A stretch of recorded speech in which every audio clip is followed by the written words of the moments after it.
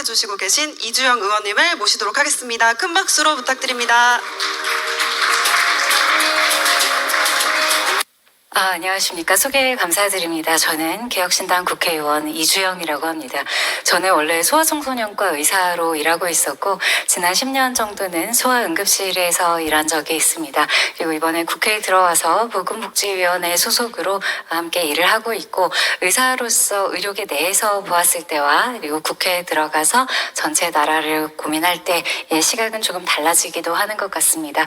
그러나 미래에 우리나라 의료가 나아가야 할 방향에 있어서 우리가 새로운 먹거리를 고민하고 새로운 방식을 함께 협의하고 그것이 모두 국민을 향한 일 그리고 환자들을 위한 일이어야 한다는 데에는 다른 점이 없는 것 같아서 한 마음이라는 것에 때로는 위로를 받기도 합니다. 제가 오늘 말씀드릴 내용은 대한민국 의료의 내일입니다. 지금 우리나라 의료가 꽤 높은 품질의 의료를 누리고 있습니다만 과연 그것이 언제까지 지속 가능할 것인지 그리고 우리의 앞에는 무엇이 놓여 있는지에 대해 함께 보는 시간 가져보면 좋겠습니다. 대한민국 의료의 오늘은 이 백그라운드는 전국민 건강보험제도 사실 세계에서 유례를 찾아보기 쉽지 않은 좋은 시스템을 가지고 있습니다. 다만 여기서 파생되는 많은 문제도 있겠습니다만 최초의 도입 시도 그리고 지금까지 관리되어 온 바는 특히 개발도상국들이 전 국민에 대한 보건복지를 제공함에 있어서 좋은 모델이었다고 하지 않을 수는 없을 것 같습니다. 그리고 의료기관 입장에서는 요양기관 당연지정제라고 해서 모든 병의원이 단일한 보험체계에 당연히 그리고 강제적으로 종속되는 시스템 하에 있습니다. 그리고 국민들은 사보험으로 개인의 미래를 대비하고 있죠. 그 과정에 있어서는 국가주도의 수가 결정 체계가 있고 그것을 전체를 정부가 관장하다 보니 신기술이나 약제 도입에 규제가 있기도 합니다. 이것이 오늘 참석하신 디지털 헬스케어 관련된 분들이 가장 관심이 많으실 주제일 것 같기도 합니다. 그리고 이와 더불어서 건강보험 심사평가원에서 사전 혹은 사후에 그 비용이라던가 내용에 대해 개입하는 부분 그리고 허가를 내주는 상황에 있어서도 심사평가원이 깊이 개입을 하고 있기 때문에 사실 어느 정도의 관치적 성격이 있다고는 해야 할 것 같습니다. 그리고 우리가 예측하지 못했던 돌발 변수로서 2024 의정 갈등이 있는데요. 사실 이것은 단시간에 발생하고 사라지는 이벤트성의 일은 아닐 거라고 저희는 보고 있습니다. 왜냐하면 이것은 우리나라 의료가 가야 할 방향에 있어서 의료진이나 혹은 환자들이 보는 의료에 대한 시각이 완전히 바뀌게 되는 하나의 기념비적인 사건이 될 거라고 저희는 보고 있고 이 의정 갈등을 전후로 해서 아마 의료의 모습도 많이 바뀔 수밖에 없을 것이다 이렇게 전망하고 있습니다. 왜냐하면 지금 이것이 의료에서만 일어나는 것은 아니고 교육이나 산업 다방면에서도 사실상 거의 비슷하게 일어나는 내용이기 때문인데요. 사실 어떤 면에서는 국가가 책임질 수 없는 영역까지 모두 책임져 주려는 그런 시도를 자꾸 하다 보니까 통제할 수 없거나 혹은 통제해서는 안 되는 것까지 통제하는 방향으로 부작용이 발생하는 경우가 종종 있습니다. 그렇기 때문에 시스템이 점점 더 거대화되고 구획이 촘촘해지고 그래서 비용이 증가하고 비효율도 증가하는 방향으로 산업이 경색된다는 것 그것이 지금의 문제가 아닐까 합니다. 물론 정부와 보건복지부의 고민도 있습니다. 생산 인구가 줄어들고 생산성이 감소하기 때문에 당연히 지금까지 가지고 왔던 건강보험 재정의 규모가 감소할 수밖에 없습니다. 또 보건이나 특히 복지 쪽의 예산이 최근 한 3년간 한 5배 가까이 늘었습니다. 그렇기 때문에 재정의 고갈도 가속화될 것이라고 보는 게 맞죠. 그리고 고령화가 진행됨에 따라서 통합의료나 돌봄의 필요성도 증가합니다. 그리고 인구 구조의 변화라는 것은 기본적으로 진료량이나 그것은 즉 정부 지원의 요구 분야가 증가한다. 결국은 좋게 말하면 보호를 강력하게 하는 국가, 나쁘게 말하면 보모 국가화 되는 과정에 있다고도 볼 수 있는 겁니다. 그런데 문제는 이 공공의료적인 요구가 있는 상황에서 이 공공의료가 무엇인지를 정부도 모른다는 겁니다. 준비가 전혀 되어 있지 않다는 것이고 지역 소멸에 대해서도 의료에 대한 대안을 내려고는 하고 있지만 지역 산업이나 지역 교육, 지역 생활 인프라가 제대로 확충되어 있지 않은 상황에서 의료만 그 안에 독립적으로 자생할 수 있겠는가라는 것에 대해서는 사실 궁극적인 고민을 좀 더 해야 한다고 저는 보고 있습니다.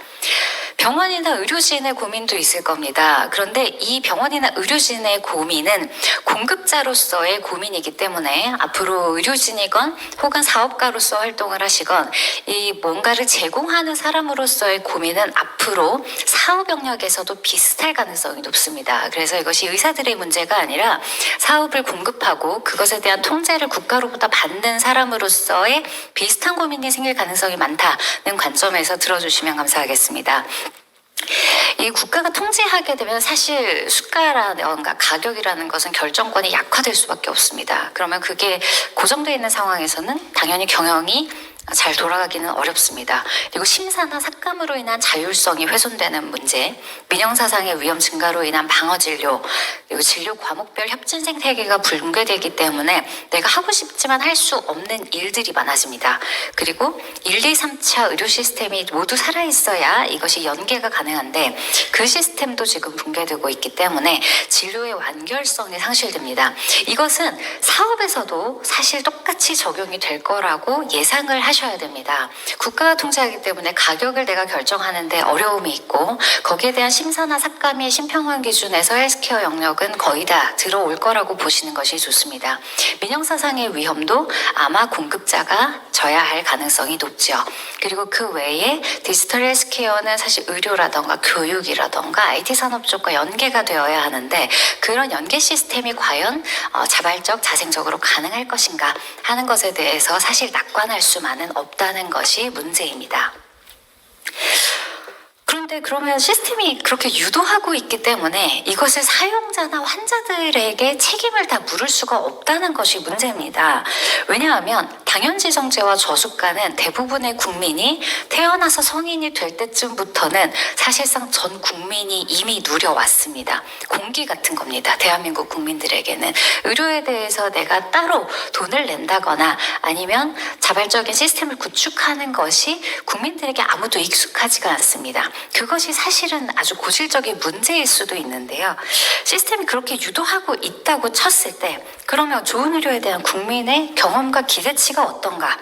태어날 때부터 의료는 원래 이런 줄 알고 있는 사람들에게 제공되는 의료 재화는 어떤 성격이어야 하는가 하는 걸 같이 고민해 보셔야 되고 그러면 왜 국민들이 이렇게 안 좋게 가는 걸 현상을 잘 모르시나라고 하기에는 일반 국민이 의료의 장기적인 미래나 방향성에 대해서 예측을 다 할 수 있을 만큼의 정보에 접근하기가 쉽지가 않다는 현실도 인정해야 합니다.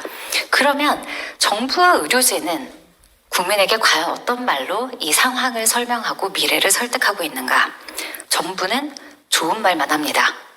법안도 어떤 내용이 있으면 내용보다 그 제목이 어떻게 국민들에게 오케이를 받을 수 있을 것인가 하는 관점에서 제목이 약간 이상하게 정해지는 경우도 있습니다. 그래서 그 법이 진짜 그 내용이 아닌 경우도 종종 발생하죠.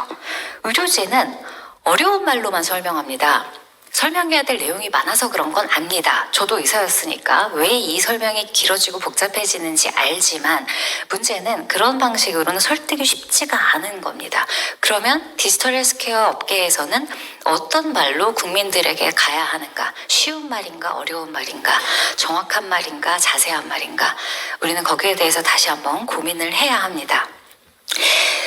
2024년 의정 갈등의 한가운데 국민이 그러면 무엇을 원하는가?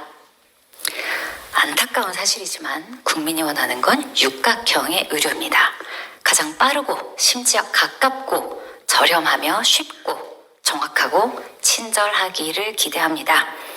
뭐 이런 겁니다. 잘생기고 키 크고 뭐 똑똑하고 돈 많고 카리스마 있는데 내 앞에서만 다정한 남자. 뭐 세상에 없는 겁니다. 그러나 우리나라 국민들은 한 10년에서 20년 정도 이런 남자를 만나온 겁니다. 경험을 했습니다. 눈높이가 낮아지기가 쉽지가 않죠. 근데 문제는 이 시스템이 더 이상 지속하기는 불가능해졌다는 겁니다. 그리고 그것이 2024 의정 갈등의 나비 효과가 될 겁니다. 2024 의정 갈등에 대해서는 물론 여러 관점이나 여러 의견이 있으실 수 있다고 생각합니다. 그리고 아직 국민 여론도 이 의정 갈등에 대해서는 정부 쪽에 훨씬 더 호의적인 것을 저도 압니다. 그러나 냉정하게 지금 2월부터 8월까지 온 결과만 보겠습니다. 지금 국립대병원 교수들이 전반기에만 200명 이상 사직했습니다. 보건복지부에서는 원래 이 정도 사직한다고 했지만 그렇지 않습니다. 그 내용과 그 질이 다르죠. 그리고 돌아오지 않을 가능성이 높고 전공의들은 다시 원래 하고자 했던 공부를 안 할 가능성이 높은데 더 큰 위험은 이 다음 세대 의사들은 레지던트 지원을 했다가 사직하는 게 아니라 애초에 지원을 안 할 거라는 게 문제입니다. 그래서 이것은 누가 옳고 그르냐를 따지는 것보다 앞으로 그래서 아무도 안 한다는데 어떻게 할 거냐의 관점에서 대책을 마련해야 해결이 가능할 거라고 보는데, 그래서 이 의정 갈등의 결과로 취약의료나 핵심의료, 지역의료는 아마 빠르게 소멸할 가능성이 큽니다. 그리고 그 결과는 이미 지난 5년 이상 소아 영역에서, 그리고 지금부터는 응급이나 중증 영역에서 이미 눈으로 보이기 시작했습니다. 아마 올 추석 때 응급의학과에서 이탈이 더욱 가속화되면서 아마 그 데모 모델을 한번 경험하게 될 가능성이 높습니다. 의료계에서는 실제로 눈에 보이는 현실이기 때문에 대단히 걱정을 많이 하고 있는 상황이고요. 질적으로 좋은 의료는 사실 우리나라의 모든 의료 지표가 OECD 대비 굉장히 좋습니다. 회피 가능 사망률이라던가 아니면 심혈관계 아니면 산모 사망률 이런 모든 지표들이 사실 굉장히 높은 수준을 잘 유지해 왔습니다만 앞으로는 그것 또한 쉽지 않을 것으로 보입니다. 왜냐하면 의료 혹은 의사의 영역에도 대체 가능한 존재들이 있고 대체가 불가능한 존재들이 있습니다. 솔직하게 말씀드려서 감기 진료 웬만한 의사 다 볼 수 있죠. 대체 가능한 영역일 수 있습니다. 그런데 거기서 심장병을 잡아내고 심장 시술을 하고 혹은 심장과 폐에 연결된 수술을 하고 이런 영역까지 가면 그 의사나 그 의료는 쉽게 대체할 수 없는 의료가 되는 겁니다. 그런데 일반인들은 그걸 알기가 어렵습니다. 내가 아프지 않는 한 그 정도로 프로파운드한 의료에 대해서는 사실 관심을 갖기 쉽지 않고 정부에서도 그 정도의 의료가 필요한 사람들은 수가 적기 때문에 그들을 타겟으로 한 정책을 내기가 어려운 겁니다. 그렇기 때문에 이 질적으로 좋은 의료라는 것은 눈에 보이지 않는 동안 어느 순간 사라져 있는, 그래서 예전에는 당연히 열심히 살리던 병인데 이건 이제 당연히 죽는 병이다. 이렇게 될 때에야 깨닫게 된다는 것이 가장 큰 비극이라고 할 수 있습니다. 그럼 합리적인 가격의 의료는 어떤가? 이미 이제 빅5에서 경증 환자 볼 때 본인 부담금을 더 내게 하겠다는 정책이 이제 나오기 시작합니다. 물론 가격의 허들 그리고 의료 정보의 전달 체계를 건강하게 하는데 어느 정도의 허들이 존재해야 되는 것은 맞습니다만 아까 제가 말씀드렸듯이 우리나라 국민들은 그것이 이미 당연하지 않은 국민이었습니다. 그렇기 때문에 당연히 불만이 생길 수밖에 없습니다. 비필수적 의료도 당연히 상업화가 더욱 빨라질 겁니다. 단적으로 미용적인 피부과 진료에도 필수 영역과 비필수 영역이 혼재합니다. 미용을 위한 거지만 필수인 영역들이 분명히 존재하거든요. 그런데 이것이 점점 더 이런 필수 영역이라는 미명하에 통제하에 있다 보니 점점 더 돈보다는 통제받지 않고 자율적으로 내 의료를 할 수 있는 영역으로 인력들이 탈주하는 겁니다. 의료에는 원래 돈이 드는데 그것을 우리나라 국민과 정부가 얼마나 받아들일 수 있는가, 그것이 아직 완전히 준비되지는 않은 상황인 겁니다. 그러면 불만이 생길 겁니다. 의료의 생산자, 소비자 모두에게 불만이 생기고 보험 재정에 기여하는 자와 수혜받는 자 모두에게 불만이 생깁니다. 예전 같지 않으니까요. 예전에 만나던 그 육각형의 남자가 떠났으니까요. 그 다음에는 무엇이 와도 만족할 수가 없는 겁니다. 그러면 결국 전국민 단일 건강보험 시스템에 대한 국민적 불만이 발생합니다. 내가 소득이나 재산 기준으로 보험료를 냅니다. 많이 내는 사람들이 있을 겁니다. 대체로 건강합니다. 그런데 받아야 하는 의료의 질은 똑같습니다. 심지어 대기 시간도 같습니다. 그러면 결국 이용률이나 질병 수준, 보험 재정에 대한 기여도가 전혀 반영되지 않는 수가 결정 시스템과 의료 제공에 불만이 안 생길 수가 없습니다. 내가 100만 원을 냈고 내 친구가 10만 원을 냈는데 여러분은 같은 의료를 같은 대기 시간으로 받아야 합니다. 라고 이야기하면 지금까지는 이것이 어느 정도 공공부조의 성격으로서 납득을 했지만 앞으로 내가 이용하는 게 불편한 상황에서까지 국민들이 이걸 당연하게 받아들이지는 않을 거라는 겁니다. 거기에 또 하나는 국가의 허락을 받아야만 쓸 수 있는 신의료. 앞으로는 디지털 헬스케어에 대한 영역도 아마 그렇게 될 가능성이 높다고 보는데 내가 내 돈을 내고서라도 좋은 거 받겠다는데 국가가 지금은 그것을 불법으로 규정해 놓고 있는 영역이 굉장히 많습니다. 그런 영역에 대해서 반드시 신체의 자유나 자기결정권에 대한 근본적인 논의가 나올 거라고 저는 봅니다. 예전에는 그리고 외국과의 이런 소통이 원활하지 않았지만 지금은 뭐 암이다. 그런데 신약이 개발됐다. 미국이나 일본에서 쓰고 있다. 다 압니다. 그렇기 때문에 그것을 국가가 통제하는 것에 대해서 과연 국민들은 어느 정도로 납득하실 것이며 국가는 또 국가대로 그런 과정을 통해서 외국으로 많은 자본과 인력이 유출되는 것을 그러면 언제까지 통제가 필요하다는 이유로 잡고만 있을 것인가 명분도 잃을 수밖에 없습니다. 그래서 오늘 제가 이거 강의를 의뢰받을 때 희망적인 거 해달라고 얘기를 하셨는데 문제는 결론을 아무도 원하지 않는 결론으로 낼 수밖에 없는 흐름이라는 겁니다. 의료기관은 현재 수가 체계 하에서는 비급 영역이 결국 축소될 가능성이 높고 혹은 통제하로 들어갈 가능성이 높고 건강보험은 긴축되기 때문에 필연적으로 경영이 악화될 수밖에 없습니다. 출구 전략으로 지금 이제 두바이 환자들 받기 시작합니다. 그래서 두바이에서 오는 현금으로 들고 오시는 환자분들 VIP 병동에 넣고 건강검진 해드리고 당일 수술해드리고 우리나라 환자들에게서 받을 수 없는 엄청난 규모의 돈을 벌어들일 수 있습니다. 그게 초반에는 병원을 살리고 그렇게 벌어들인 돈으로 병원에 투자를 할 수 있으니 우리나라 국민에게 도움이 되는 것처럼 보일 겁니다. 하지만 그것이 만연해지는 순간 그러면 나도 내 돈 내고 두바이 왕족들이 받는 진료를 받겠다는 목소리가 당연히 나옵니다. 우리나라는 자유민주주의 시장경제의 국가니까요. 그러면 거기에 대해서 어떤 이유로 이것을 막을 수 있겠는가? 병원이나 의료진들이 그 이야기를 했을 때는 3번에 걸친 헌법재판소에서 공공복리를 이유로 합헌 판결을 했었습니다. 그런데 그런 요구가 환자나 국민으로부터 나올 때 과연 국가가 공공복리를 이유로 국민 전체를 통제할 수 있을까요? 그럴 수는 없는 거죠. 그렇기 때문에 차별적 의료의 존재가 생기는 순간 거기에 대한 불만과 자율성의 요구는 증가할 수밖에 없는 겁니다. 이것은 결과적으로 건강보험 제도의 붕괴를 이끌 수밖에 없는데 사실 이것이 스텝 바이 스텝으로 국가가 잘 준비한 상황에서 좋은 방식의 민영화와 좋은 방식의 공공의료가 함께 갈 수 있다면 나쁘지 않을 겁니다만 이것이 준비되지 않은 상태에서 갑자기 파국을 맞을 가능성이 크다는 것이 현 시점에서의 우려입니다.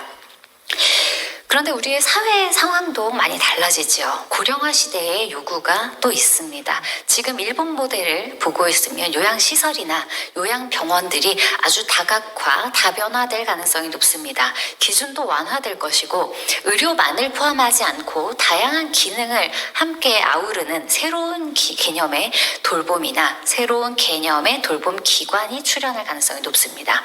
그러면 의료와 돌봄의 경계가 모호해집니다. 보건과 복지의 경계도 모호해집니다. 이것은 결국 새로운 산업을 낳게 될 가능성이 높지요.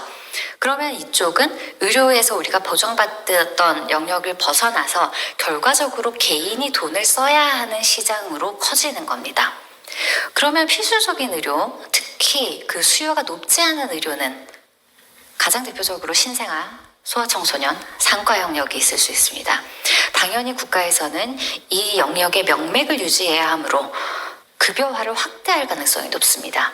그러면 사실 이건 국가기조가 변할 가능성은 별로 없기 때문에 사실 이런 영역은 좋지 않은 의미의 공공의료화 될 가능성이 높습니다.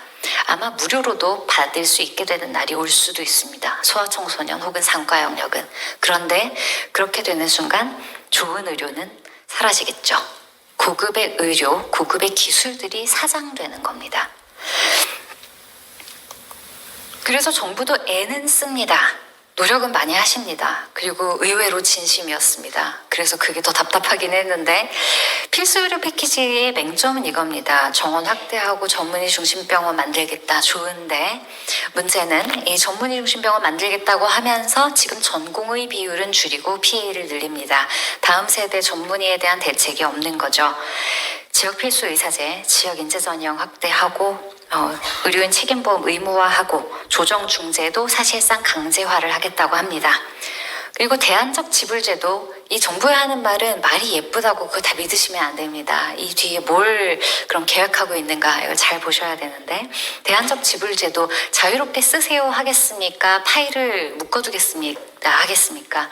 국가의 기조라는 건 이미 어느 정도 큰 흐름이 정해져 있기 때문에 당연히 공공정책 수가 혹은 비급여 통제로 갈 가능성이 매우 높습니다. 그러면 이것이 일반 의료에만 그렇게 접목이 되겠는가? 디지털 헬스케어에서도 똑같은 방식으로 규제가 진행될 가능성이 높다. 이것이 우리가 생각해야 할 위험입니다. 사실 첨단 산업이나 미래 먹거리에 대한 관점으로는 국가도 고민은 많이 합니다. 그리고 의료정보정책과라던가 혹은 그냥 범부처에서 이걸 하려고는 하는데, 이걸 제한된 규모의 예산을 할당을 한 상태에서 국가 통합 데이터를 자꾸 기획을 하려고 합니다. 이름이 다 이렇게 붙어 있습니다. 국가 통합, 빅데이터 플랫폼, 다 좋습니다. 바이오 빅데이터 구축 필요하죠. 그런데 이 첫 발걸음을 국가 주도로 하고 국가 예산으로 시작하는 것이 과연 우리나라 현실에서 맞냐는 걸 좀 생각해 보셔야 됩니다. 여기 그림 보시면 이게 지금 보건복지부에 제가 현 시점 기준으로 좀 자료를 달라고 해서 요청을 받은 건데, 기조가 모두 보건복지부 혹은 정부가 움켜쥐고 있는 행정망, 그리고 이게 보건의료 빅데이터 통합 플랫폼인데 여기도 공공이라는 말을 아주 공공연하게 써놨죠. 당연한 개념화를 처음부터 시도하는 겁니다. 민간 주도나 산업 주도가 될 수가 없는 판을 미리 깔고 있는 중인 겁니다. 그래서 지금 국가가 생각하는 건 이거다. 국가 주도, 즉 국가 통제하에 평등한 의료, 국가 주도 혹은 국가 통제하에 평등한 헬스케어 시스템 혹은 디지털 헬스케어가 될 수 있다. 그러면 미래 헬스케어 또한 제2의 바이탈과 붕괴 중인 바이탈이 될 수가 있다는 겁니다. 그렇다면 우리는 무엇을 준비할 것인가? 4차 산업의 핵심은 결국 데이터입니다. 기구를 개발하건 시스템을 개발하건 뭐가 됐건 아무튼 데이터를 수집하고 가공하고 공유하고 그것을 발전시킨다는 점에서 데이터의 중요성을 얘기할 수밖에 없는데, 의료의 4차 산업의 핵심 역시 의료 데이터입니다. 그러면 문제가 이 데이터를 누가 소유하는가의 문제, 두 번째는 그 소유한 데이터를 소유했다고 소유자가 권리를 인정받는 그 시스템이 아니거든요, 우리나라가. 그러면 그 데이터의 소유자 혹은 그 데이터의 패권과 주도권은 누가 가질 것인가? 그러면 이 다수의 관여자들이 권리에 맞게 발생하는 수익을 정당하게 분배받을 수 있을까 하는 문제를 처음부터 고민하셔야 됩니다. 개별 데이터에 관련된 권리자들의 권리 확정이 필요한 겁니다. 그럼 의료 데이터의 주권자라는 말이 좀 모호할 수 있는데, 대부분 우리가 글을 쓰면 그 글에 대한 주권은 저에게 있겠죠. 그런데 의료 데이터라는 거는 환자는 데이터 생성 주체이자 생산자로서의 권리를 당연히 주장할 수가 있고, 의사는 데이터의 생산자이자 소유자로서의 권리를 또 주장할 수 있을 겁니다. 원데이터 생산의 주 관여자가 될 수밖에 없고, 생산 노동자로서 본인의 지적, 육체적 노동이 들어가는 부분이기 때문에 양쪽 다 이 주권을 주장하고 행사할 수가 있게 되는 겁니다. 그리고 거기에 또 상이한 특성의 데이터 간의 결합이 됐을 때 권리관계는 또 그때마다 달라질 수 있다는 복잡성이 있죠. 그런데 문제는 이 모든 것이 우리나라에서는 입법화되지 않으면 진행이 불가능한 영역이 많은데, 문제는 데이터의 활용이나 생성은 의료인이나 사업자의 역량이나 기여에 많은 것을 빚집니다. 그래서 산업적 활용이나 경제적 가치 창출을 어떻게 할 수 있는가에 방점이 찍혀 있는데, 입법은 기본적으로 정보 주체, 특히 환자의 인격권 보장으로 설계되는 경향이 있습니다. 입법 용이성 때문이죠. 이게 국민의 동의도 받아야 되고 다른 정당의 동의도 받아야 되기 때문에 일단은 허용보다는 보호를 목적으로 움직이게 됩니다. 그러면 우리의 권리를 주장하기에 앞서서 통제할 수 있는 제도부터 안착이 되는 거죠. 그래서 사실 디지털 헬스케어에 관한 입법을 하는 것이 사실은 굉장히 위험한 일일 수도 있다는 것을 입법 초기 단계에서 이런 관계자분들이 적극적으로 목소리를 내실 필요가 있습니다. 그래서 지금은 다행히도 아직 디지털 헬스케어 분야에 입법이 많이 진행된 상황은 아닙니다. 별도 법률이 아직 존재하지 않고요.